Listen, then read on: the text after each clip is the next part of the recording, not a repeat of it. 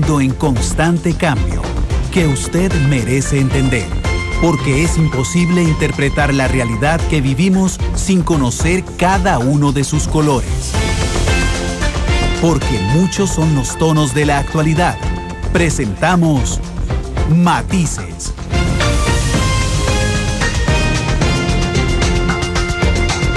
Una producción de Noticias Monumental.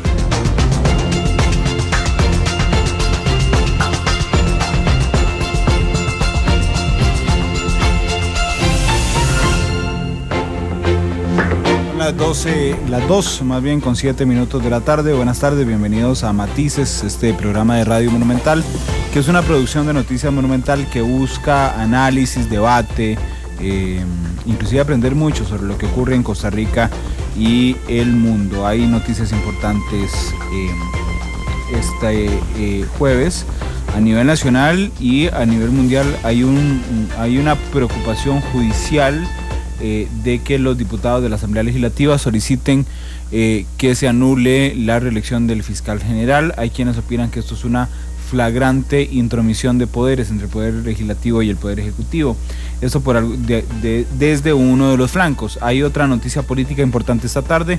El Tribunal Supremo de Elecciones convocó urgente a una conferencia de prensa donde a las 3 de la tarde hablarán de los riesgos que significa el recorte de presupuesto del que ha sido objeto el Tribunal Supremo de Elecciones. Esto a nivel legislativo. A nivel de salud, hoy teníamos una entrevista a las 11 en la segunda edición de Noticias Monumental con la ministra de Salud, María Elena López, que con toda sinceridad a mí me dejó mucho más preocupado que al inicio de la entrevista. La ministra nos contó hoy que había un protocolo, lo leyó al aire, intentó leerlo al aire, no sabía ella el protocolo de ingreso al país. Queda claro que el protocolo es para cuando aparezca un caso de ébola y no necesariamente para prevenir, y con el espejo de España que ha hecho, y lo voy a decir con todo el respeto además, ha hecho el ridículo internacional sobre los temas del ébola,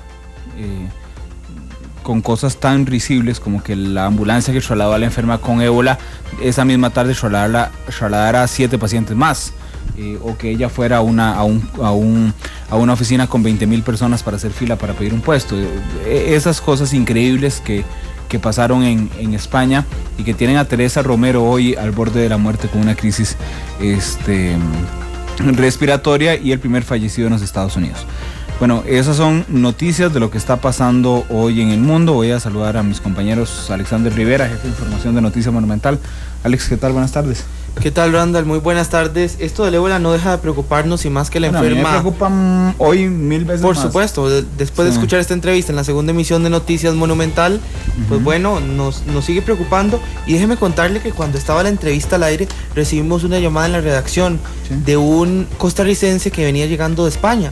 Él prefirió no decir o no ser entrevistado. Él dijo, bueno, yo vengo llegando y a mí no me aplicaron ningún protocolo, vengo bajándome del avión y no me han aplicado nada de lo que anunció la ministra esta mañana. Bueno, son parte de las voces de la gente, de lo que opina sobre la actuación que está haciendo el Ministerio de Salud por este caso, pero ciertamente la enferma del ébola empeora tras sufrir de un fallo respiratorio. Estaremos atentos a esta noticia. Mencionaba usted lo del Tribunal Supremo de Elecciones, la conferencia de prensa que se está haciendo esta tarde por los recortes a su presupuesto y cómo afectaría a los ciudadanos. Han dicho los diputados que únicamente lo que se recorta es un plan piloto que quería hacer el tribunal para hacer una guardería para sus empleados. Pero bueno, dice el Tribunal Supremo de Elecciones que se recortarían más servicios para los costarricenses. Estaremos por supuesto pendientes. Sí, en este tema del ébola, justo cuando le preguntábamos a la ministra de Salud si había alguna forma de controlar a los pasajeros entrantes, dijo, bueno, es imposible prácticamente, y Nicaragua anuncia que va a poner un láser rojo cuando se bajan los pasajeros para medir la temperatura corporal conforme va pasando la gente.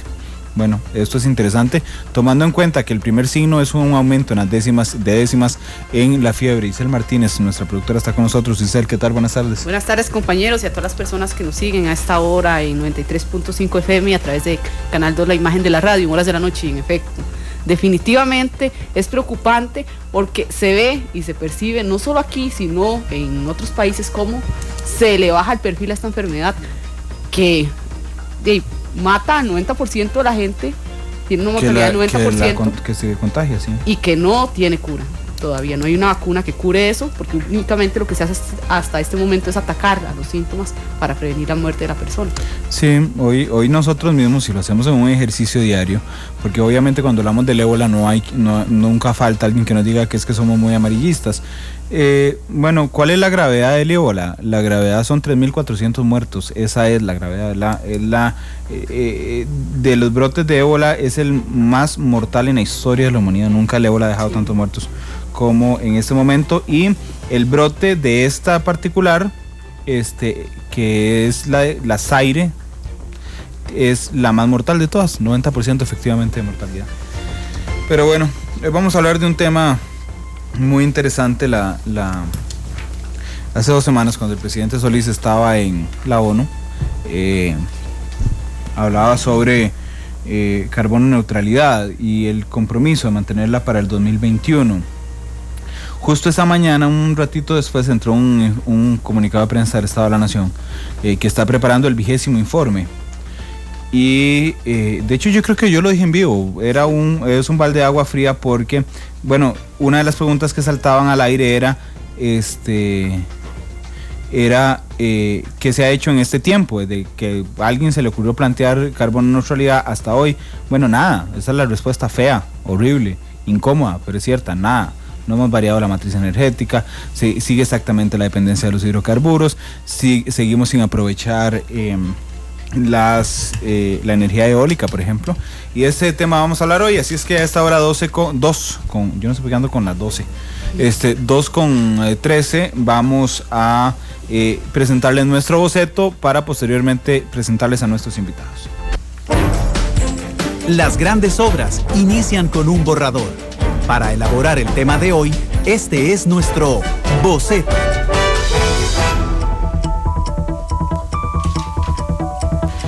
Datos del Programa de Estado de la Nación señalan que Costa Rica tiene una alta dependencia a los hidrocarburos y que su matriz energética es vulnerable. En el país se utilizan cantidades importantes de combustible por el aumento a la flota vehicular. Otro dato importante es que creció la generación eléctrica a partir de búnker y diésel en un 44% en el 2003. Claro, incluso los principales datos, y aquí va algo muy interesante, Isel, nos señalan que es el transporte particularmente el que afecta nuestra dependencia de hidrocarburos. Sí, también el último informe del Estado de la Nación señala que el país tiene una deuda ecológica creciente. Para el 2012 los costarricenses usamos un 11% más de los recursos que puede prever el propio territorio. Y esto sin dejar de lado que los expertos señalan que el país depende en un 75% de los derivados del petróleo. En vista de los retos que evidentemente tiene el país en materia energética, hoy en Matices le damos diversos tonos sobre este tema. Diferentes colores. Diferentes visiones. Blancos y negros. Son las 2:15. Voy a presentarles a nuestro invitado. Tenemos con nosotros a Leonardo Merino. Él es investigador del Programa Estado de la Nación. Leonardo, ¿qué tal? Buenas tardes y gracias por estar con nosotros. Muy buenas tardes, Randall y compañeros, compañeras, y buenas tardes a todos y a todas. Bueno, una verdad incómoda era el titular de aquel documental. Sin embargo, aunque es una frase pegajosa comercial, efectivamente es una verdad incómoda hablar sobre nuestra dependencia de los hidrocarburos y sobre todo si la meta esta de carbono neutralidad de verdad es realizable, porque a veces pareciera más un discurso propagandístico internacional que un compromiso país, Leonardo. Sí, nosotros como país hemos tenido un mito. El año pasado hablábamos nosotros de mitos, sí, ¿verdad? Sí. Y el tema energético ha sido uno en el que no nos hemos hablado como con las cosas sobre la mesa con mucha claridad. Hemos pretendido mezclar la electricidad como si fuera la energía, y eso es algo muy importante que la gente lo entienda, porque se usa a veces por los políticos en la calle de una manera indistinta. La energía de un país está conformada por muchas cosas, lo que se usa de petróleo, lo que se usa para transporte, lo que se usa en la industria, y la electricidad es una cuarta parte de ese espectro, y nosotros hemos creído que somos un país de energías limpias por el hecho, en riesgo, valga decir, como vamos a comentar ahorita, de que hemos tenido una generación de electricidad limpia.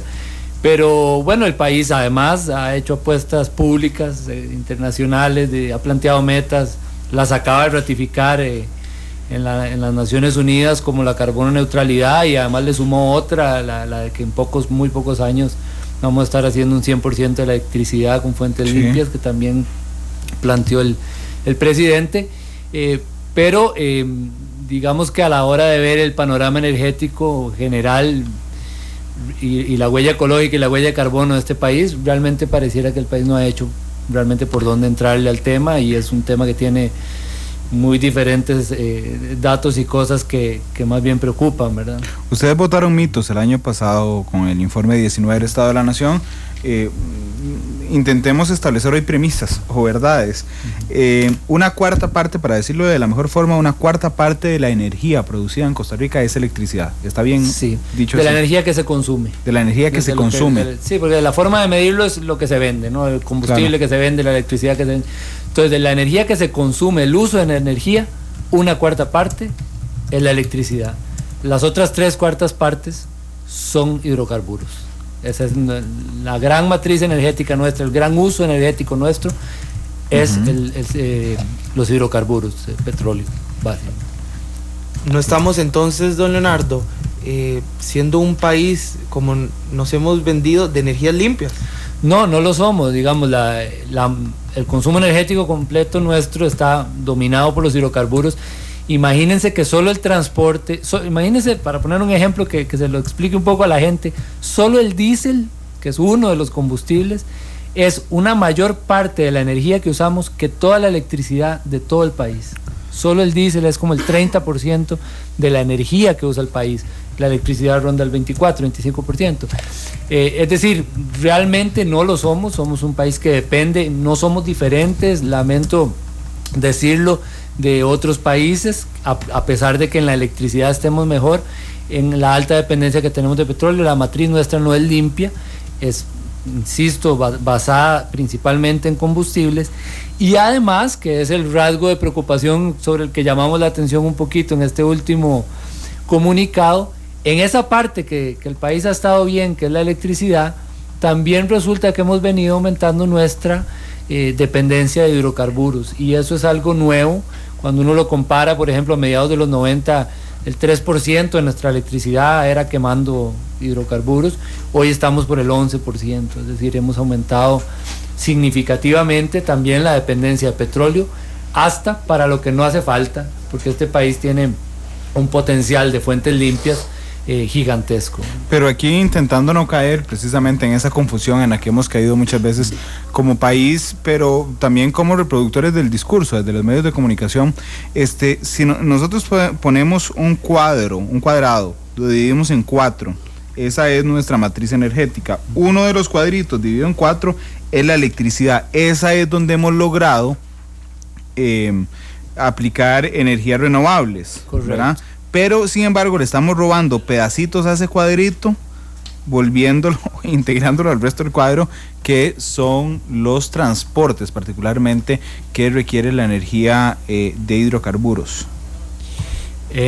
Perdón, creo que eso último no entendí. No, le estamos robando pedacitos al uso de hidrocarburos, ¿sí? Estamos extendiéndolo a ese cuadrito, sí, que es la electricidad, ¿verdad? Sí, eso es lo que querés decir. Y de una manera muy marcada, un crecimiento 44% en el último año, es decir, muy significativo. En ese cuadrito que es nuestra fortaleza, digamos, el país tiene un potencial gigantesco. El ICE ha dicho que hay más de 9.000 megas de potencial entre agua, viento, geotermia, sol, y que nosotros utilizamos cerca de un 25%, de la cuarta parte de lo que podríamos. Y ese uso que hacemos de petróleo, que es creciente, insisto, pasó de ser un 3% en los 90, estar alrededor del 10-11% ahora, ese uso es inmensamente generador de emisiones. Imagínense que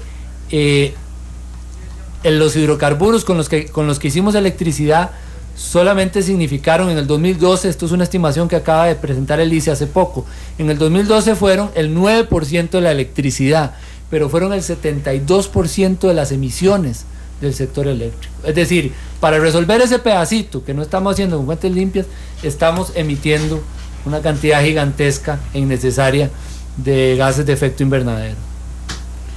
Con esta tendencia al alza en cuanto al transporte público y el uso de hidrocarburos, ¿usted cree que se cumpla la meta de carbono neutralidad para el 2021?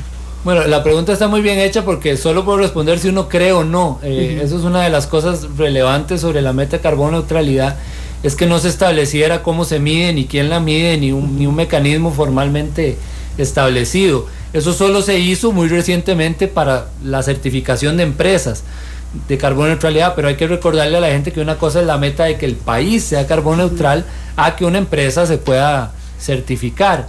La suma de empresas carbono neutral no hace un país carbono neutral, ¿verdad? Porque usted no puede, por ejemplo, certificar el sector transporte, ¿verdad?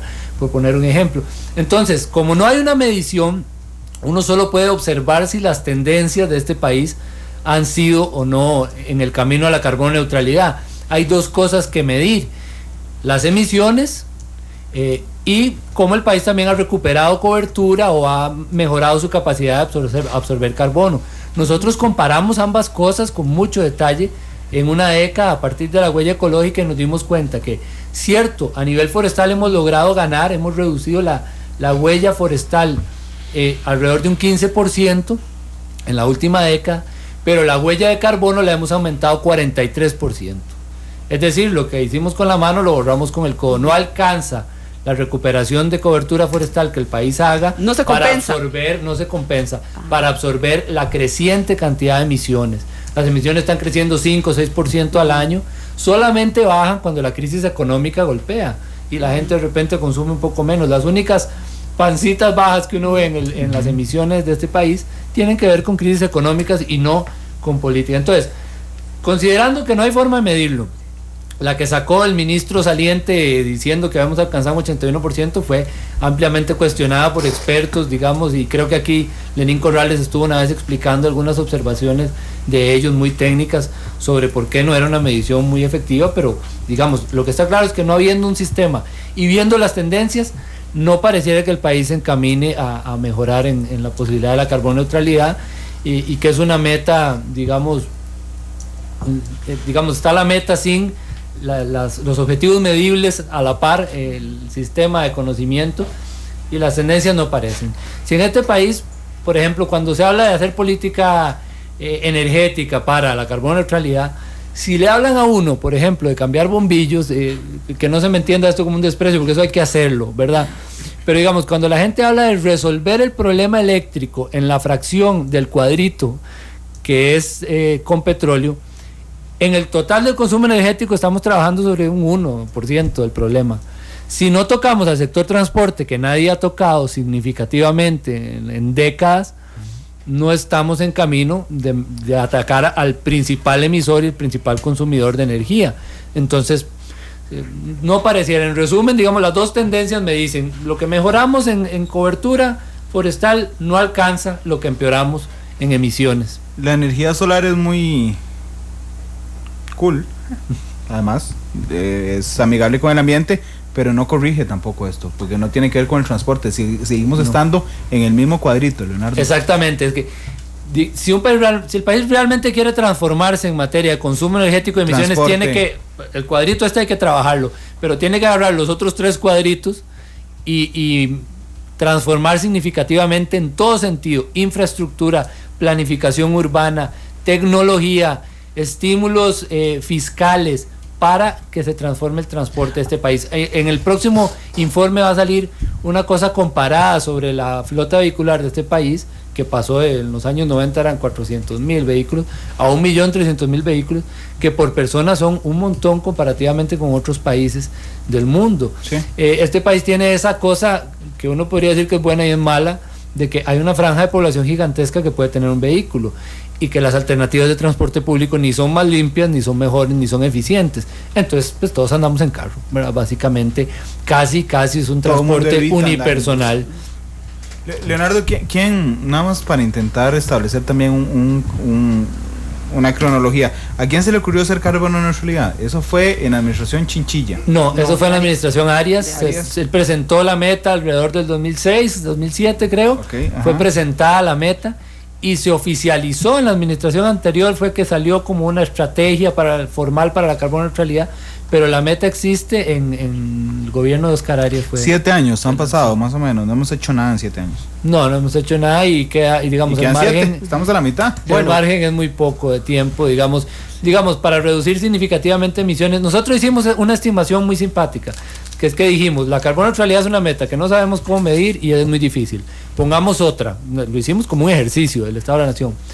La huella ecológica, que nosotros decimos que tiene una brecha negativa entre el uso y lo que el territorio aguanta. ¿Qué habría que hacer para equilibrarlo? Para poner eso en un punto cero. Bueno, una reducción de 25% en las emisiones pondría al país con una huella ecológica balanceada. Pero ese 25% de las emisiones en un país que crece 5% cada año es realmente imposible sin tocar al gran consumidor que es transporte. Y eso son cosas, además, digamos, que yo diga, en 3 años alguien va a poder hacer algo.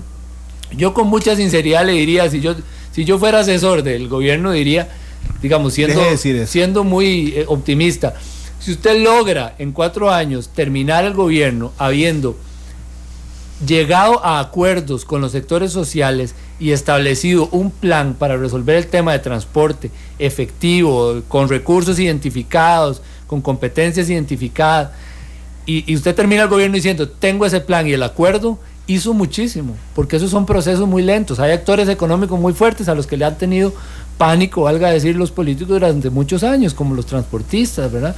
Hay mucho que cambiar, y hay que cambiar también en el sentido cultural, ¿verdad? Porque ya que ahí estamos otra vez discutiendo la restricción vehicular.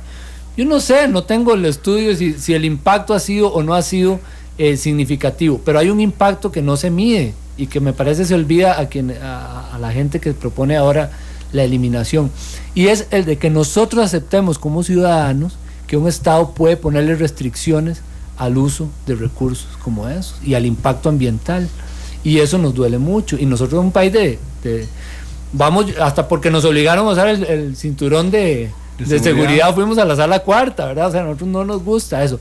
Claro, eso tiene que ir acompañado de que las alternativas de transporte público realmente sean viables y tengan sentido, porque si no también es más difícil lograr un cambio cultural. Leonardo, pero en México, por ejemplo, no hay una restricción para ingresar a algún lugar por placa, simplemente usted no puede sacar su carro tal día. Y punto. Porque a veces, y por experiencia mía y por experiencia de la gente que conozco, no es que deja de usar el carro el día que tiene restricción, es que hace un vueltón enorme para llegar al otro lado. Sí. Y entonces, el impacto ambiental no está. En realidad la restricción costarricense es muy laxa, es verdaderamente, no se trata de no usar el vehículo. Además, eso también lo habíamos estimado una vez viendo la encuesta de hogares y la cantidad de vehículos. En este país hay muchas familias, no son solamente los ricos, no, muchas familias que tiene simplemente la posibilidad de usar el otro, o sea, de usar el vehículo de la hija, el vehículo de cambiar de vehículo el día de la restricción, de hacerse trampa de alguna manera, o de usar otras rutas.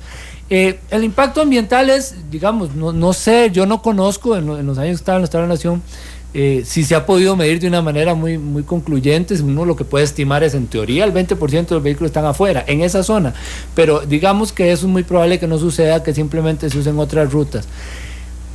Pero, digamos, no es dar marcha atrás. Entonces, digamos, yo no propondría, sería empezar a entender que realmente tiene que haber una posibilidad de que la gente renuncie a su presión sobre el uso de ciertos recursos como la energía, de una manera obligatoria y consciente, en favor de reducir los impactos ambientales de lo que hace.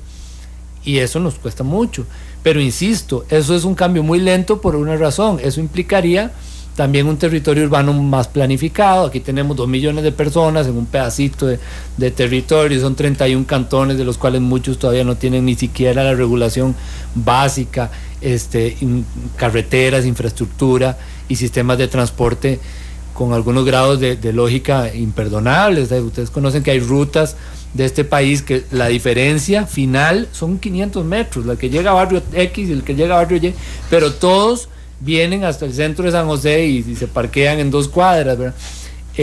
Entonces, transformar la cultura, ampliar las restricciones, ampliar un poco las exigencias sobre la ciudadanía, requiere de alternativas de transporte público limpias, eficientes, y en eso el país sí tiene muchísimo camino todavía por recorrer, o que empezar a recorrer casi, porque no ha hecho mucho. Llama muchísimo la atención, Leonardo, que el anterior ministro hablara de un 81% de cumplimiento de la meta, y si están en la misma sintonía el anterior ministro con el actual ministro de Ambiente, que también quiere cumplir la meta carbono neutralidad, el presidente Solís, que va a la ONU y garantiza que va a seguir trabajando para que Costa Rica sea un país carbono neutro, que no lleguemos a cumplir la meta en el 2021, que justamente coincide con el bicentenario, ¿verdad?, de independencia. Llama la atención, sí, que no la cumplamos cuando es una meta, y lo podemos decir así, simbólica, ¿no?, porque no hay unos instrumentos reales de medición. Y esto que decía el ministro de Ambiente anterior del gobierno de Laura Chinchilla, don René Castro, del 81%, verdaderamente fue muy cuestionado. Pero ¿qué nos hace falta realmente? Usted lo ha dicho, tenemos que meternos en el tema del transporte público para poder cumplir y empezar con el tema de las energías limpias. Por ejemplo, nos dicen Adolfo en Twitter, ¿por qué, si Costa Rica tiene la capacidad de producir esas energías limpias, vamos a ver, le ha costado tanto o no se ha querido implementar? Eso es complicadísimo y tiene dos diferentes sectores, y hay que dividir el sector del tema de los hidrocarburos y el transporte, y el tema de la electricidad por otro lado.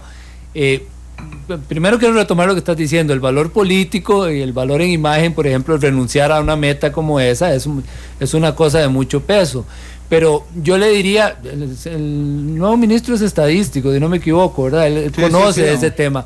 Una de las cosas que me parece que vale la pena ya es empezar a conocer cómo mide uno eso y establecer una forma sistemática, oficial, de una metodología para hacerlo. Eso es algo que se puede hacer, uno puede empezar y llegar a una conclusión, vamos bien, vamos mal, pero un poco más sólida que la conclusión que se presentó y fue muy cuestionada cuando salió el ministro anterior, pero eso es una. Pero digamos, si uno quiere hacer eso, realmente tiene que estar proponiendo ya cosas. Yo entiendo que este gobierno está empezando a dialogar sobre el tema. Me da un poco de susto que me parece que el diálogo está empezando o que va a empezar, es lo anunciado, no he sabido cómo avanza o si ya avanza, solamente en el tema de la electricidad. Eso, digamos, para mí ya es una primera mala señal, en el sentido de que no estemos tomando por los cuernos, digamos, el verdadero tema de los hidrocarburos. Pero digamos, ese por qué no avanzar tiene varias cosas. Yo creo que ya las dije en el sector transporte. Ahí hay cambio cultural, ahí hay actores económicos fuertes, una planificación urbana retrógrada y rezagada, que implicaría políticas públicas muy fuertes que van a tener impactos de mediano plazo y que nadie está tomando. Ese es uno. Y además implicaría, por ejemplo, la libertad para dar estímulos fiscales a ciertas cosas, choca con los miedos que causa los problemas fiscales que tiene el país.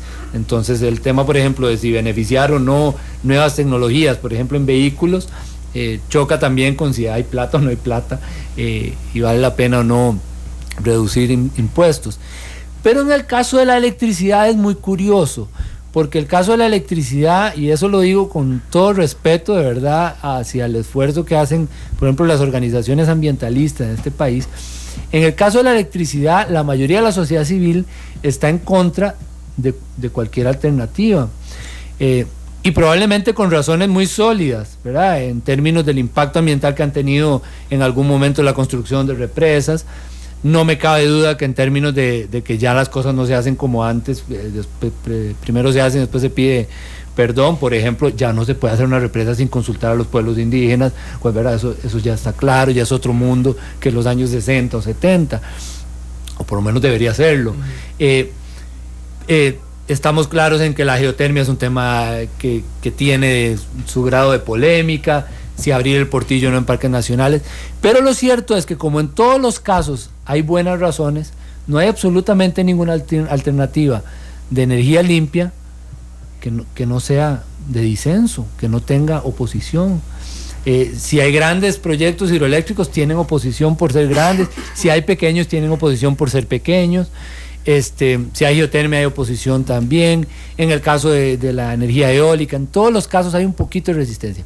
Insisto, esa resistencia probablemente tiene raíces importantes, no estoy de ninguna manera legitimándola, pero sí es claro que si no queremos petróleo, cosa que también la sociedad civil reacciona violentamente, y no queremos quemar más petróleo y estamos afectando el planeta, y tenemos que llegar a algún acuerdo sobre cuál es la fórmula en energías limpias con la que vamos a resolverlo. Y ahí, me parece, como país, no estamos de acuerdo. ¿A partir de qué momento se empezó a evidenciar esta vulnerabilidad en la matriz energética del país? El país hace solo 20 años, eso estoy adelantando un poquito de este capítulo, de este informe que vamos a presentar ahora, la edición de 20 años, pero digamos, el país era otro solamente hace 20 años, en los años 90 estaba cambiando significativamente, estaba apenas empezando a vivir su bono demográfico, a transformar la composición demográfica de su población, casi no había celulares ni computadoras, teníamos una población, ha crecido casi 1,5 millones de personas desde que empezó el Estado de la Nación hasta ahora, y el tema energético ha cambiado poco en términos de la composición de la estructura de la matriz energética, en términos de que depende del petróleo mayoritariamente, y esa dependencia no ha cambiado, pero esa dependencia era para un país más pequeño, era para casi 3 veces menos vehículos que los que hay ahora, y no era significativamente para hacer electricidad, era básicamente para mover a un número mucho menor de gente en vehículo y en transporte público. Entonces, creo que cuando el tema de cambio climático empieza a posicionarse en esta región, porque el tema de cambio climático tiene muchos años, pero empieza a discutirse de una manera más clara y empieza a generarse en el mundo esto que nosotros llamamos en el estado de la región, hablando sobre Centroamérica, este mercado de culpas, en que básicamente los países ricos, con mucha honestidad y cinismo para decirlo, pues dicen que no van a hacer nada, pero que pueden pagar para que otros países reduzcan sus emisiones. Bueno, pues en esta zona empezamos a discutir sobre el tema de reducir emisiones, a pesar de que en términos de cambio climático la gran misión de esta región del mundo es la adaptación, eso lo podemos discutir otro día, pero es un gran tema. Pero creo que en ese momento empieza a evidenciarse, no a cambiar, empieza a evidenciarse que en realidad este país no tenía una matriz energética limpia, que tenía una alta dependencia de hidrocarburos que le generan no solo impactos ambientales, sino sociales y económicos, y que su fuerte, del que estamos muy agarrados cuando hablamos de energía, que es la electricidad, de repente también nos quedamos varados por muchas razones, entre esas esta que digo, que es también la resistencia al avance en cierto uso de fuentes limpias, y también la falta de inversiones estratégicas y el abandono del impulso con el que en otras épocas el país creció en esa materia.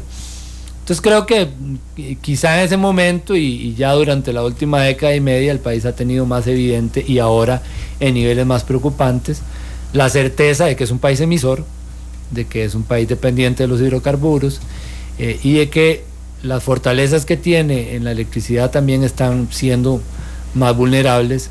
En los últimos 3-4 años eso ha explotado en la cara, porque hemos estado pagando un mayor precio, generando más emisiones y comprando más petróleo para satisfacer esa falta de fuentes limpias en las que dejamos de crecer. Sí, es un tema de estrategia política, pero bueno, tengo a mi izquierda además una experta en los estudios de ciencias políticas, comunicación política, y Alex cubre política, así que es... Y yo soy politólogo. Ah, bueno, y yo soy politólogo. Y también entonces vamos a hablar de una cosa. Sí, bueno, sí. Entonces vamos quiero hacer un paréntesis cortito, pero es que vos decías, es una meta simbólica. Sí, pero si vamos a ser claros, lo que no se mide no se puede proponer como meta.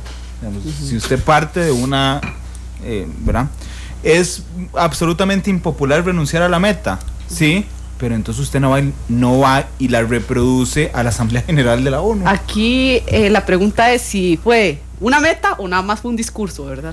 No bueno, sé, pero digamos, ya a esta altura usted hubiera dicho, mejor no digo nada. Coincide justamente con el bicentenario de independencia, el 2021. ¿Por qué no planteamos la meta y se planteó en el 2006? O sea, tampoco es que hay... ¿por qué no la planteamos la meta del carbono neutralidad 2030? 2020. Sí, pero es que Alex, les bastaba con llamar al Estado de la Nación. Es decir, sí, hemos hecho algo en 6 años. No, hombre, y ahora tenemos la mitad del plazo, no nos embarcamos. Sí. ¿A usted qué le parece? Yo sé que lo estoy metiendo en un ámbito político, ¿qué le parece? Sí. No, dos cosas. Nosotros habíamos hecho un ejercicio que me parece muy divertido, que fue muy esclarecedor en la campaña electoral, de analizar los programas de gobierno, no sé si se acuerdan de eso, diferenciando entre los objetivos, las metas y las políticas, ¿verdad? Un objetivo es cuando uno dice, voy a ser carbono neutral, voy a reducir la pobreza, ¿verdad?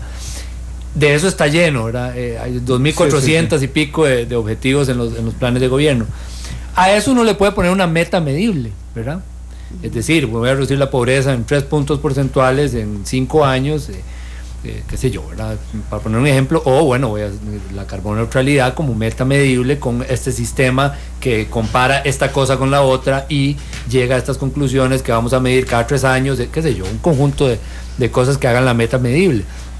Y luego están las políticas, es decir, cómo lo voy a hacer, ¿verdad? Además, para eso voy a aprobar esta ley, destinar este presupuesto, modificar esto, crear esta institución, lo que sea necesario para hacerla. La carbono neutralidad es básicamente un objetivo de política, es una promesa, no de campaña, es una promesa de un gobierno que la hizo que en ese momento eran 15 años de margen y cuando llega a estar fuera. Que llama la atención, ya esto es una cosa muy personal, no lo hemos investigado en el Estado de la Nación porque el discurso es de hace horas casi, de semanas.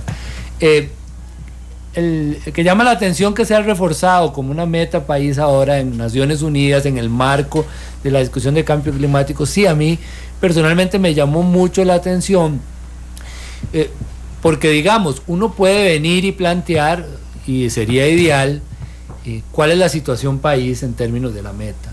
¿Cuál es la relevancia de la meta para empezar? La forma de conocer la meta y además sobre todo las políticas con las cuales va a llegar a la meta.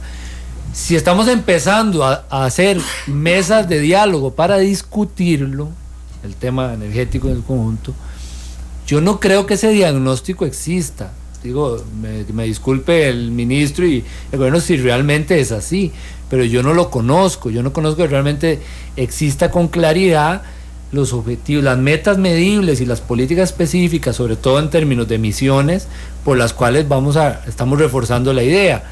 Ahora, que la idea, algo que decía don Pedro León, lo recuerdo y me quedó que la idea es buena, que la meta es buena en un sentido y es obligarnos a hablar de soberanía energética, de cómo reducir dependencia de los hidrocarburos, etcétera.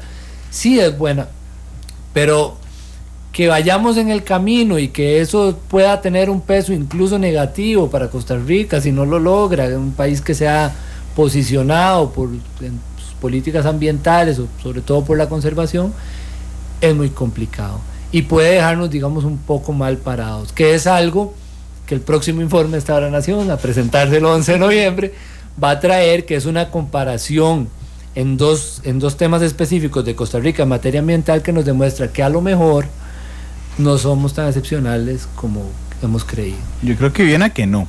Sí. Podría apostar, pero va a esperar. A ver, ¿alguno de ustedes ha ido a la UCR en bus desde San José? ¿Alguna vez? Alguna vez sí, hace mucho tiempo sí. Bueno, no vaya en el bulevar de la Avenida Central, ¿verdad? Termina donde estaba el cine. No me acuerdo cuál cine era ese. Caprio, no. Bueno, ahí por donde está Chelles. Paren Chelles y ese reguero de buses, ¿verdad? Que dicen Vargas Araya, San Pedro, otro San Pedro con una calcomanía diferente abajo, ¿verdad? Usted puede agarrar 42 buses para ir a la Universidad de Costa Rica. Eso significa que todos pasan por el mismo lugar. La diferencia es que unos llegan a Muñoz y Nane y agarran a la izquierda, otros a la derecha y otros siguen un par de kilómetros. Bueno, este es un ejemplo vivo de lo que decía Leonardo Merino. Son las 2:45. Vamos a la pausa y regresamos a hablar precisamente de este tema y de lo que hemos venido desarrollando y abrir la línea también. Nuestros oyentes son muy duchos para opinar. El Cine Capri, gracias. Dice Rolo que nos está oyendo, gracias. Sí, el Cine Capri. Nosotros. No, bueno. Está preguntando en Twitter que si el invitado Marcelo es familia de Vara José está Merino. preguntando. No es familia, Marcelo. Que nuestros oyentes son muy duchos para opinar de estos temas. Vamos a abrir la línea un rato. Y Glenn me acordó, Capri también. 2:46. Es que yo no había nacido cuando cerraron el cine. 2:46. Vamos a la pausa, volvemos.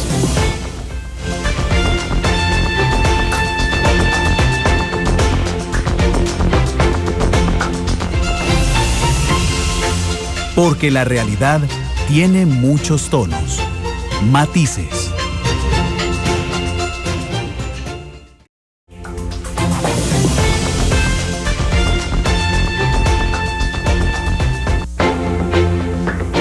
Son las 2:51. Les decía a mis compañeros y a Leonardo fuera de micrófono que yo me imaginaba el 2021 un pleito eterno entre el gobierno que está de turno, que fijo va a decir que cumplió la carbono neutralidad contra el Estado de la Nación, por ejemplo, diciendo no cumplió, por ejemplo. ¿Ustedes se la imaginan así?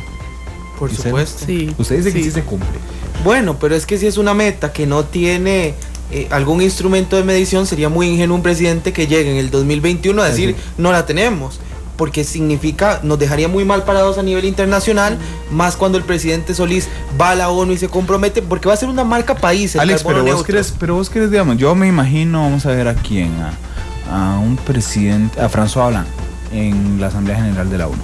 Pasa un señor que es presidente de un país chiquitico y dice que él va a ser carbono neutral en 2026. Y felicidades, hermano. Genial, digamos, no me impacta a mí como mundo que Costa Rica se haga carbono neutralidad. Entonces, bueno, es un ejemplo a seguir para los demás países, ¿no? Bueno, Costa Rica es un ejemplo de paz y la mayoría de países tienen ejército. pero es que ahí entramos en una discusión un poco más profunda, y es si nosotros nos leemos así o nos leen así. Ahí está el detalle. Pero ¿Cómo nos ven de afuera? O si al caso nos ven. Independientemente de tener ese sticker o esa marca de carbono neutralidad, pone a Costa Rica en una mejor posición. Pero respecto a aquí, vea el tema del ejército, sí. ¿Verdad? El tema del ejército, usted se ha encontrado extranjeros. Sí, claro. Que le dicen en Costa Rica, y usted tiene que contarle que Costa Rica no tiene ejército. Digamos, hay una gente que sabe, pero hay otra que no, somos nosotros los que trabajamos con eso, pero en realidad es poco significativo para el planeta. Es muy importante. Percibo, y tal vez estoy siendo extremadamente pesimista, pero yo percibo tal vez que al mundo le importa nada que Costa Rica sea carbono neutralidad, a nosotros mucho, al mundo no. ¿Qué pensás, Leonardo?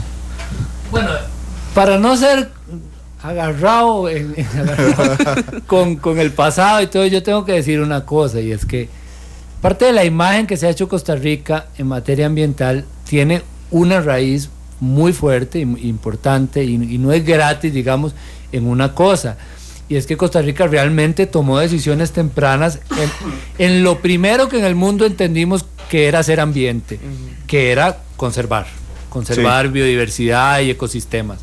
Eso ya hoy está muy superado, pero cuando se hizo, Costa Rica lo hizo, y nos tiene hoy uno de los 14 países del mundo que tiene más área protegida en su parte continental, y es un país que además, por ejemplo, en el marco centroamericano, Centroamérica pierde bosque a una tasa más acelerada que el promedio mundial y que el promedio de América Latina, y que Costa Rica haya recuperado cobertura forestal no es cosa pequeña, digamos.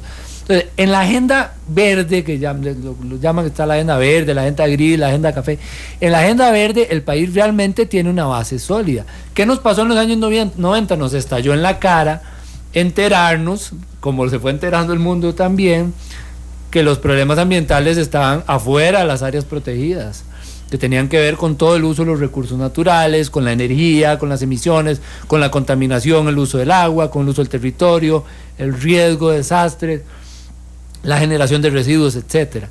Y entonces por eso es que la huella ecológica, que también, como todos los índices internacionales, tiene sus detractores y sus críticas, tiene un valor político muy relevante, que es entender que para medir el equilibrio ambiental de un país hay que considerar todo, no solamente la conservación. Entonces, digamos, en ese plano el país, digamos, tiene una imagen que no es gratuita, que no es poca cosa, pero hoy en día, cuando uno empieza a medirlo y a conocerlo por todos los otros temas, es un país que empieza a perder un poco esa imagen, y eso se nota en algunas cosas.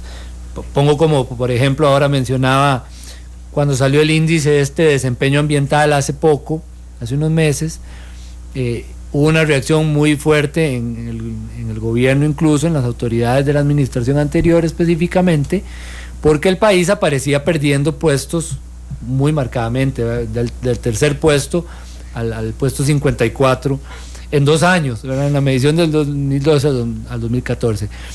Analizándolo con cuidado, y los expertos lo dicen con cuidado, como los índices cambian, eso no significa un deterioro en 2 años, digamos. Lo que pasa es que el índice incorpora más temas, ¿verdad? Y conforme más fino es el análisis, peor salimos. Entonces, cierto, no hay que interpretarlo como que el país cayó, pero sí hay que interpretarlo como que no estamos tan bien como creíamos cuando uno aumenta la lupa. ¿Por qué? Por ejemplo, porque las aguas residuales no estaban y ahora sí. Y entonces cuando uno ve Costa Rica y le suma a los parquecitos nacionales aguas residuales, un país que está muy mal. Aparecemos, creo que es de 125 de 150 países, una cosa así, es una cosa... y el segundo tema es precisamente en las emisiones. Aparecemos como una sociedad muy intensa en uso de hidrocarburos, etcétera, y con muchas emisiones, y también aparecemos peor parados. Y entonces lo que hacemos como sociedad, valga decir, lo que hace el gobierno es criticar el índice, cosa que no se vale, porque el índice es un índice que le hemos dado importancia. El Plan Nacional de Desarrollo incorporaba mantenerse en los 5 primeros lugares del índice, entonces, como una de las metas del plan. Nosotros es más, lo estábamos validando entonces. Claro, no solo eso, en la Haya, cuando nos estábamos peleando con Nicaragua, uno de los argumentos usados por Costa Rica estaba el tema de ser el tercer lugar en ese índice, como un argumento válido. Entonces no podemos ahora decir que como el índice es más fino y salimos peor, no se vale. Pero bueno, esto es para decir un poquito que ya empieza a ser evidente en esa imagen de Costa Rica que tiene una gran cantidad de bemoles y un equilibrio que básicamente no se distancia tanto de otros países como creíamos, ¿no? ¿Es importante para el resto del mundo, Leonardo? Yo creo que sí. Digamos, la imagen del país tiene muchas ventajas y desventajas. Como negociador de cosas en el mundo, la imagen que el país tenga es relevante, pero por ejemplo en el turismo ha sido muy marcado, ¿verdad? El turismo ha sido pues uno de los grandes sectores económicos de este país, y sustentado, aquí no es la parte arqueológica, aquí no es otra cosa que la naturaleza, digamos, uno de los grandes fuertes, el sol, las playas y las montañas, y eso no sucedería si no hubiera una base importante en esa imagen que el país tiene. Yo creo que es importante, y es importante perder la imagen también, pienso, como negociador sobre todo. Si el país quiere ir a hablar de cambio climático, lo que haga tiene relevancia, y por eso la posición en general, no solo del país, sino de América Latina, de Centroamérica, tiene que estar muy sustentada como en su realidad propia y no en lo que el mundo quiere, que le preocupe, que es un poco lo que ha pasado. El mundo dijo, hay que reducir emisiones, entonces reduzcanla ahí en América Latina. Pues, no, si Centroamérica llega a sus emisiones a cero, lo cual es por supuesto imposible, el proceso de cambio climático no va a detenerse en lo absoluto. Si China, Estados Unidos, Europa no hacen nada, ¿no? ¿Alguien más, Leonardo, tiene la meta de carbono neutro? ¿Algún otro país de América? No formalmente establecida, sí, como política de Estado, no lo conozco. No lo conozco. Tendría que, no lo he visto, pero puede ser que no lo sepa. Y no hay países carbono neutrales. No. Tampoco conozco. No, creo que no. No, yo creo que Costa Rica sería el primero. Se alcanza en el 2021. Sí. Esa era la meta. Ser carbono neutro. Si mal no estoy, esa era la meta. Sí, ser el primer país carbono neutro. Sí, yo creo que como países no conozco sinceramente una medición, una cosa así. Y si comparamos a Costa Rica con el resto de países de la región, ¿cómo lo podríamos analizar en este caso? ¿En qué sentido? Porque hay muchas cosas. En lo de materia energética y... por ejemplo, Costa Rica no difiere de la mayoría de países en la dependencia de los hidrocarburos. Difiere en el tema eléctrico, difiere, digamos, un poco. La mayoría de fuentes limpias de este país es muy diferente al caso de Centroamérica. Hay países que tienen 60-70% de su electricidad generada con petróleo, digamos, eso es muy distinto. Pero lo más relevante que eso es, y tal vez ahí me adelanto un poquito a algunas cosas que estamos trabajando para el informe, que la huella ecológica de Costa Rica no es sustancialmente diferente al promedio de la huella ecológica de nuestra región, ni es sustancialmente diferente al promedio de la huella ecológica de los países de ingreso medio. Es decir, nosotros nos comportamos básicamente parecido a los países, que tenemos ventajas en un lado y desventajas en otro, y viceversa. Por ejemplo, de países europeos de la franja nuestra en materia de ser países de ingreso medio, que obviamente ya no tienen la conservación que nosotros, pero usan más energías limpias y tienen un transporte resuelto y todo. En el equilibrio, lo cierto es que somos un país que se comporta muy parecido a los países parecidos. La diferencia con, por ejemplo, con América Latina es que nuestra huella ecológica es similar, pero nuestra base de recursos es muy chiquita, ¿verdad? Muy chiquita, porque el territorio nuestro, la biocapacidad nuestra es muy limitada, es un país realmente muy pequeño. Entonces nosotros tenemos ritmos de uso de los recursos parecidos, pero con una base, digamos, más pequeña. Dice Marcelo Guevara que se debería para antes de 2018 sustentar legalmente que una empresa para ganar una concesión de transporte público tenga buses eléctricos. Claro, eso es, por esa vía, y vean cómo desaprovechamos nosotros. Cada vez que viene el momento de renovar concesiones, alguien dice, este es el momento para cambiar cosas, y no pasa, ¿verdad? Sí, estoy totalmente de acuerdo.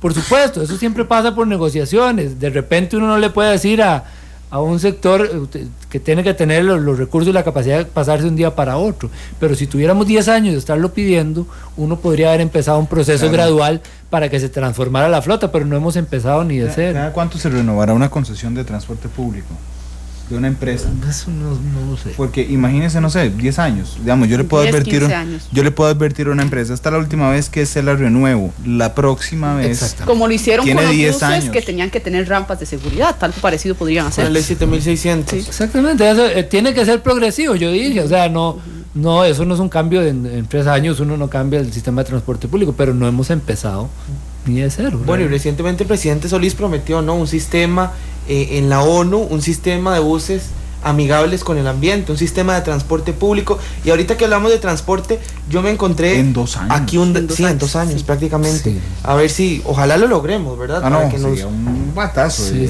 presidente Solís. Sí. Me encontré un dato por acá que hay un incremento constante en la flota vehicular. En 1980 teníamos 180.986 unidades y en el 2013 teníamos 1.329.000 vehículos circulando por todas las carreteras con huecos que tenemos aquí en Costa Rica, del mismo tamaño, por todas las autopistas que tenemos aquí en Costa Rica. ¿Cuál año, perdón, Alex? ¿Cuál 2013. año es el origen? No, el primero, ¿sí? 1980 teníamos 180.000. ¿Cuál carretera no había en 1980 que esté hoy? Caldera nada más, ¿verdad? Sí. Caldera. Grande, sí, bueno, y toda la circunvalación, entonces. Bueno, y circunvalación. No, es que quería hacer el ejercicio de que somos mucho más caros para las mismas calles. Proporcionalmente igual no habría mucho. Los mismos huecos. Sí. Digamos, el espacio físico del área metropolitana donde concentramos mucho es el mismo. El sistema de carreteras es muy limitado. La circunvalación tal vez es nuevo, pero realmente no es. Y ni le hemos terminado, ¿verdad? El tramo norte de la circunvalación. Pero eso es para otros matices, ¿verdad? Que nos. De estos. Que nos gustaría hacer. Leonardo, yo le quería preguntar, verdaderamente para hacer el cambio hay que entrar por el transporte, porque si en el 80 teníamos 180.000 y ahora tenemos 1.329.000 todos consumiendo hidrocarburos, no vamos a llegar a ser un país de energías limpias, y más ahora que se viene la refinería china. Sí, eso es, digamos, indudablemente este país tiene que hacer algunas cosas, y una de ellas es el problema de que nosotros resolvamos el transporte de manera unipersonal. Realmente es una cantidad de vehículos por persona gigantesca comparativamente, insisto, vamos a tener algunos datos en este año, es muy marcado, además con muy poca cultura de compartir vehículo o de no usar el vehículo o esas cosas, ahí hay que entrarle.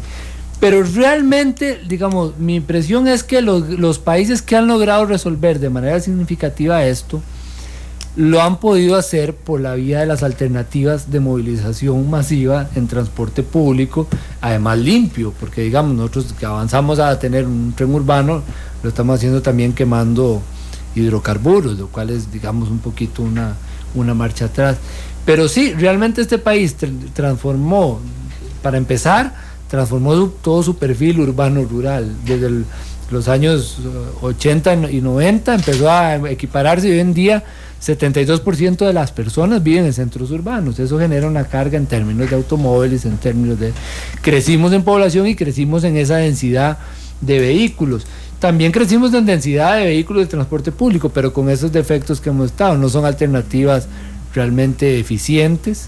Yo, por ejemplo, yo siempre lo pongo como ejemplo, para hacer mi mea culpa, digamos.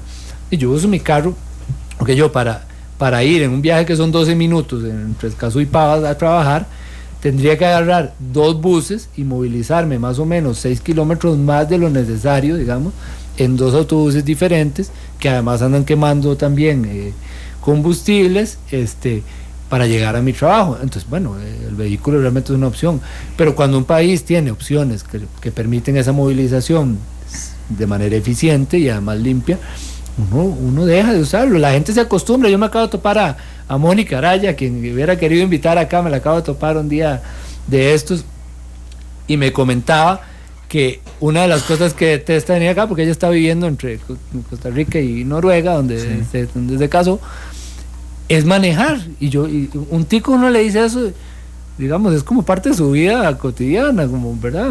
Bueno, por lo menos para 1.300.000 costarricenses es parte de su vida cotidiana, manejar. Y ella dice, una de las cosas que no me gustan de estar acá es manejar. Y digo, qué curioso, claro, porque ahí uno sale, camina 2 cuadras, se sienta en el metro, lee su libro y llega a su trabajo, ¿verdad?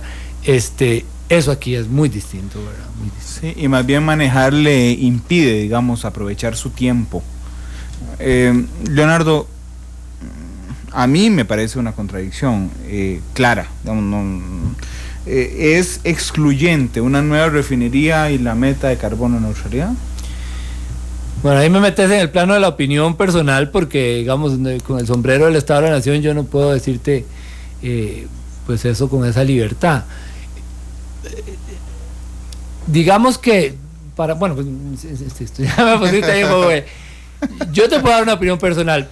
Para mí hay una incoherencia, por supuesto, en el tema, no solo aquí, sino en cualquier parte del mundo que se estuviera discutiendo, en el sentido claro de que precisamente la apuesta gigantesca es empezar a poder sustituir y renunciar al uso de los hidrocarburos de una manera tan significativa que no sea preocupante el argumento, que es un argumento que tiene validez, de que para mientras sigamos usando mucho hidrocarburos es bueno o ahorra tener la refinería, que es el argumento que han dicho varios defensores de la refinería, y que tiene un sentido, digamos, tiene un sentido cuando uno dice los cambios de la apuesta que tenemos por el petróleo hacia otras energías son cambios lentos, y mientras tanto la factura petrolera es alta.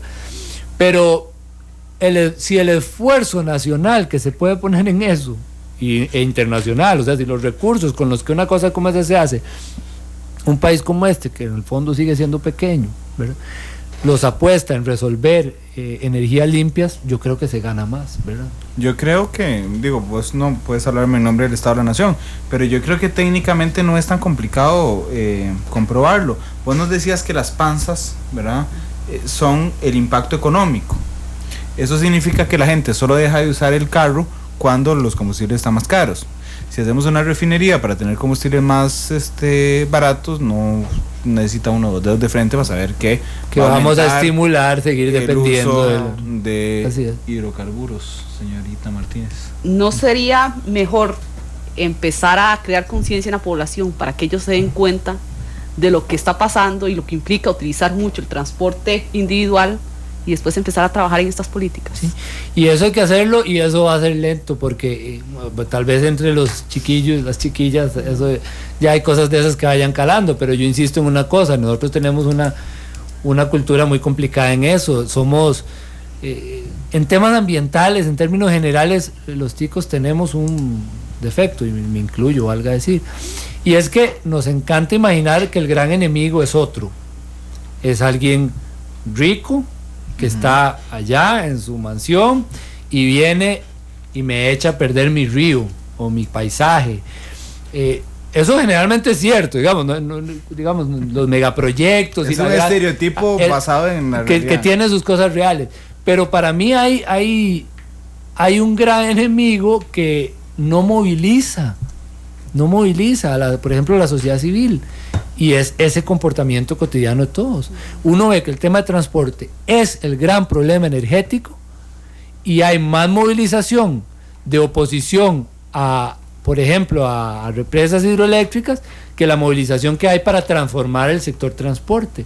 Es decir, ahí, que tiene que ver con el comportamiento de todos nosotros, no hay gente empujando el cambio, digamos, no hay organizaciones, hay algunas por supuesto, pero no es un gran movilizador. Yo acabo de hacer, me tocó a mí por dicha, que es mi tema, y lo que me gusta en el Estado de la Nación, acabamos de hacer un análisis de la protesta social en 20 años en el tema ambiental. Es la primera vez que agarramos la base de datos de acciones colectivas en materia ambiental y encontramos algunas cosas. Y entre los hallazgos interesantes está que temas que tienen un impacto ambiental gigantesco, como el transporte o como las aguas residuales domésticas de todas nuestras casas, no son realmente movilizadores, ¿verdad? Como sí sucede cuando, un expresidente se le va se le riega un químico en un río, ¿verdad? Sí. Pues sí, la gente se enojó mucho y se levanta, y no estoy diciendo que no hay que hacerlo, pero esos ríos están realmente repletos de aguas residuales nuestras, sin acción ciudadana verdaderamente, digamos, destinada, orientada a cambiarlo, ¿verdad? Y ahora que decíais de generar conciencia en la población, qué difícil, ¿verdad? Generar conciencia cuando el sistema del transporte público costarricense no es el mejor de todos, ¿verdad? Cuando tenemos un tren que es... que se mueve de un lado a otro, que se queda varado, que se descarrila. No solo eso, vea que es sencillo. ¿A usted se le sale más barato venir en bus o venir en carro?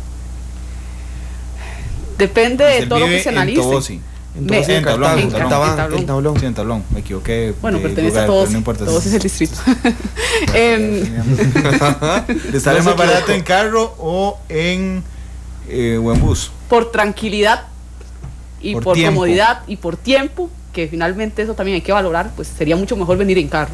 Es que vea, a mí me queda mucho mejor venir en carro también, claro. Porque en bus inclusive me sale más caro venir en bus y después tomar porque depende de donde usted tiene que tomar taxi. Claro, porque dice Johan, es que le pasa lo que le pasa a Leonardo, que tiene que ir a San José y devolverse. Sí. Dice Johan Muir, yo dejé de usar el carro y ahora ando en bus, pero el ahorro económico es poco. Sí, es poco. Sí. Entonces, digamos, en realidad no impacta. No, dichosamente tenemos interlíneas, ¿verdad? Y se están impulsando y han... Pero no a todo el mundo le funciona. Después de muchísimo tiempo. No a todo el mundo le sirve. Y se quieren ampliar. Pero bueno, ya Panamá avanza con un metro, nosotros seguimos con el mismo tren. Metro. Con la segunda y Panamá invierte el 10% de su Producto Interno Bruto en transporte y en reparación de carreteras, ¿verdad? Se mueve de lado a lado y que...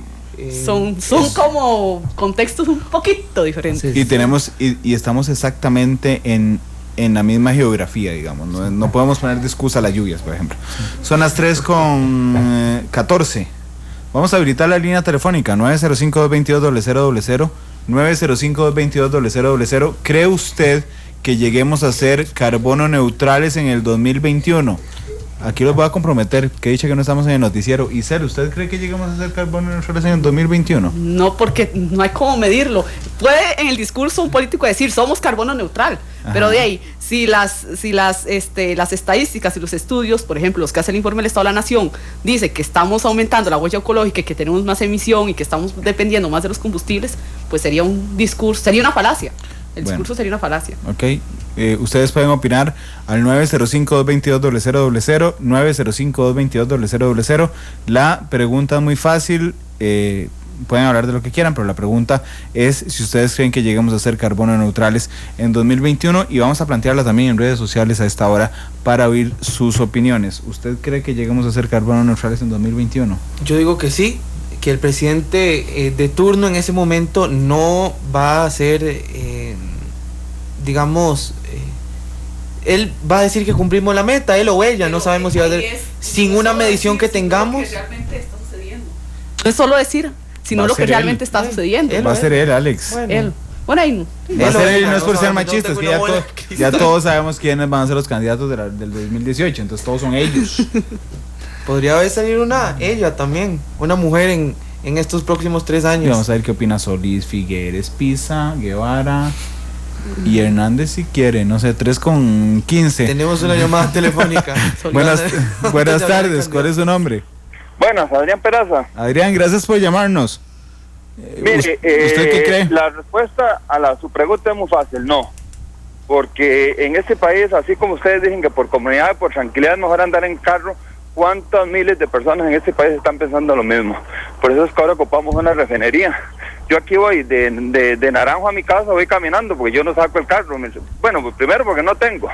Y todo porque hago mi caminadita de 7 kilómetros por salud y así no tengo que ir a pagar el gimnasio. Entonces, yo creo que lamentablemente estamos equivocados porque en este país, como ustedes lo vieron, cada vez es más carros. Si yo voy a hacer un mandado a San José, el 90% de los carros que yo veo banco solo una persona. Entonces, lamentablemente, nosotros mismos no estamos haciendo absolutamente nada para que el país sea carbono neutral. Muchísimas gracias. Gracias, Adrián, que trabaja en su finca y se va caminando, don Adrián, 7 kilómetros para llegar a su casa. Tenemos más llamadas, 3:16. Buenas tardes, ¿cuál es su nombre? Buenas tardes, Gerardo. Don Gerardo, gracias por llamar, adelante. Muchas gracias. Yo creo que sí es posible, hasta inclusive las importadoras de automóviles nuevos están poniendo de acuerdo, porque inclusive hay varios vehículos de parte que yo he visto que son híbridos. Es posible si todos ponemos de parte de nosotros, pero inclusive yo trabajo en transporte público y es bastante complicado porque el combustible se va utilizando cada día más, ¿no? Muchas gracias, don Gerardo. 3:17, hay otra llamada, ¿verdad? Buenas tardes, ¿cuál es su nombre? Manuel González. Disculpa, ¿le puedes bajar un toquecito al radio, por favor, para escucharte mejor y que no se meta ese ruido de fondo? Ahora sí, ¿cuál es tu nombre, perdón? Manuel González, para servirles. Manuel, gracias por llamar, adelante. Mire, yo creo que va a depender del político de turno. Al no haber una forma de medir objetivamente y un criterio objetivo, como dijo uno de ustedes hace un rato, quien esté en el poder en ese momento podrá utilizar distintos medios para declarar que de alguna forma el país lo ha logrado. Lo veíamos con René, que el país, sin haber hecho ningún esfuerzo, porque la cobertura forestal ha aumentado por esas acciones tempranas que ustedes mismos estaban indicando, logró alcanzar un 80% de cobertura forestal, pero no debido a una política real de reducción de emisiones, que es lo que Leonardo hablaba hace un rato. El otro tema es el tema del transporte, ¿verdad? Ningún político se ha atrevido a tomar decisiones. Lo discutían ustedes en el tema de la restricción vehicular, ¿verdad? Que es una política pública que por lo menos le trata de decir al costarricense que el bien común es más importante que el individual. Creo que hasta que no logremos tener tomadores de decisiones valientes para que tomen este tipo de decisiones, estaremos destinados a llegar a una conclusión falsa de que sí hemos alcanzado una carbono neutralidad, ¿verdad?, dicha por un político, la cual no va a tener un respaldo técnico objetivo que realmente demuestre las acciones que se han ejecutado para ese fin. Gracias. Pensamos parecido, Manuel González y yo. Vamos con la última llamada del tema, 3:19. Buenas tardes, ¿cuál es su nombre? Gracias, Carlos Soto. Don Carlos, gracias por llamar, adelante. Mire, se lo voy a decir de manera jocosa. Sí vamos a hacer carbono neutral, pero con las palabras que decía un expresidente ya desaparecido, volvemos a las carretas. En tanto se siga haciendo lo mismo, no vamos a avanzar. Mire, ¿cómo es posible que se inviertan millones de millones en un motor plasma para ir a Marte? ¿Por qué no se invierte en motores que muevan turbinas para que generen electricidad? ¿Por qué tecnológicos no se hacen concursos, no solo con tecnológicos, sino con diferentes instituciones, para que se invente algún tipo de energía que sea que sea ambiental, ¿verdad? Que no quememos más combustibles, porque ya de todas maneras se nos va terminando. Entonces, de manera jocosa, sí vamos a hacer, pero porque vamos a volver a las carretas, dijo un expresidente. Muchas gracias. Gracias, don Carlos. Vamos a hacer carbono neutrales porque ya no va a haber petróleo. 3:20, dice Tatiana Blandón: yo uso el bus, tengo ventajas: dormir, leer y avanzar en el trabajo, y tengo desventajas: de 30 a 45 minutos más de viaje, mojarme y no coger campo sentada. Tatiana, yo leía mucho más cuando andaba en bus, por ejemplo. El problema es que a mitad de camino no tengo internet ya, porque el internet móvil es pésimo. Segundo, duro casi 1 hora y media, entonces me acabó la batería a la mitad y dejé de leer. Supongo que usted no puede sacar su iPad porque se lo roban. Yo no lo saco. Y entonces, claro, ahí está el problema. Y sobre todo que no encuentra campo sentada nunca. Dice Randall Rom: a este ritmo no, mientras no se fomente el teletrabajo y mejoras en el servicio público es difícil. Alfonso Rodríguez dice: para las personas que trabajan en lo propio es muy difícil compartir el carro si sus clientes están alrededor del país. Claro, Alfonso, pero yo voy a hacerme a culpa también, como hace Leonardo. Para mí también es incómodo, digamos, ajustar agendas. Uno normalmente realmente lo intenta que no. Me gustaría creer, dice David Valverde, pero dudo que lleguemos a hacerlo. Son las 3:21. Vamos a la pausa y regresamos simplemente con la conclusión de Leonardo, que nos acompañó hoy, Leonardo Merino del Estado de la Nación, aquí en Matices. 3:20.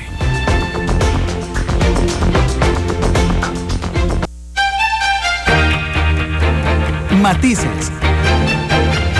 Los tonos de la actualidad.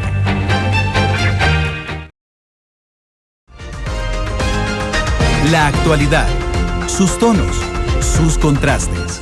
Esto es Matices.